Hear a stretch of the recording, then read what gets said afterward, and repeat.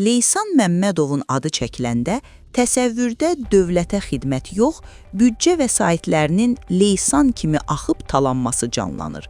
Buna səbəb Hesablama Palatasının rəsmi audit sənədləri, illərlə yığılıb qalmış rəqəmlər və milyonlarla manatlıq yeyinti faktlarıdır.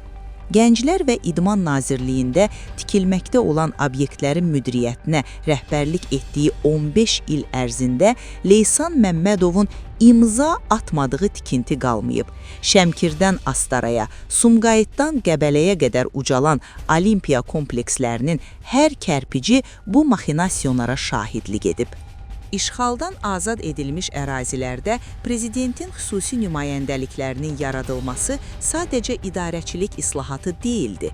Bu addım illərdə yerli icra hakimiyyətlərində kök salmış korrupsiya mexanizmlərini, özbaşınalığı və büdcə talanını dayandırmaq, şəffaflığı bərpa etmək məqsədi daşıyırdı. Dövlət başçısının əsas hədəfi şəhid qanı ilə azad olunan torpaqlarda hər qəpiyin yerinə xərclənməsini təmin etmək idi. Lakin Qarabağ iqtisadi rayonunda bərpa, tikinti və idarəetmə xidmətinin icraçı direktoru Leysan Məmmədovun fəaliyyəti bu ali məqsədlərə kölgə salan faktlarla gündəmə gəlib. Leysan Məmmədovun adı bizə və hüquq mühafizə orqanlarına heç də yad deyil. Gənclər və İdman Nazirliyində 15 il ərzində tikinti sektoruna rəhbərlik edən bu şəxsin fəaliyyəti Hesablama Palatasının audit hesabatlarında yeyinti və maxinasiya faktları ilə əks olunub. İddialara görə Olimpiya komplekslərinin inşasında milyonlarla manatın mənimsənilməsinə görə ölkədən çıxışına stop qoyulub. Görünən odur ki, Məmmədov öz zəngin təcrübəsini indi də Ağdam, Füzuli və Xocavənddə tətbiq etməyə başlayıb.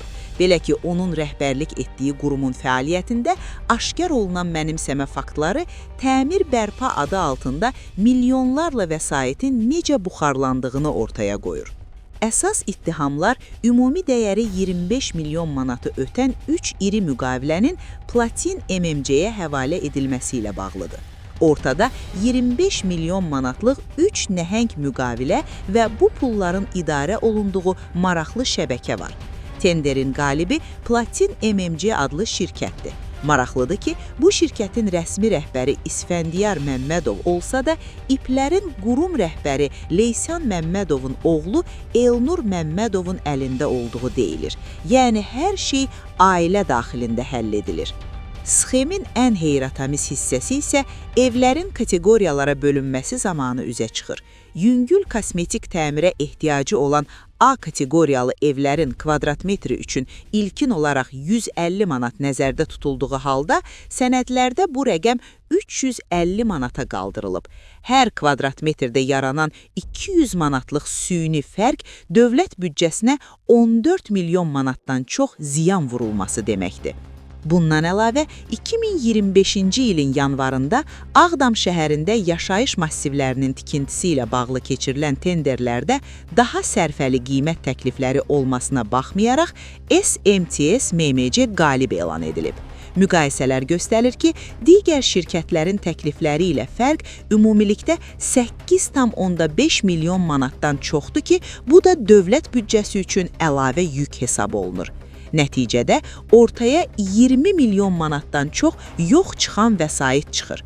Bu qədər pulun necə əridiyini görmək üçün uzağa getmək lazım deyil. Evlərin təmirə başlamazdan əvvəlki fotoları ilə indiki sənədləri üz-üzə qoyanda hər şey gün kimi aydın olur. Görəsən, bu qədər aşkar mənimsəməyə imza atanlar hansı məntiqlə hərəkət edirlər? Dövlətin vəsaitini bu qədər rahatlıqla şəxsi maraqlara qurban vermək sadəcə qanun pozuntusu deyil, həm də böyük məsuliyyətsizlikdir. Görünür, bəziləri üçün Qarabağın bərpası müqəddəs vəzifə olmaqdan çıxaraq növbəti tender poligonu və büdcə talanı fürsətinə çevrilib.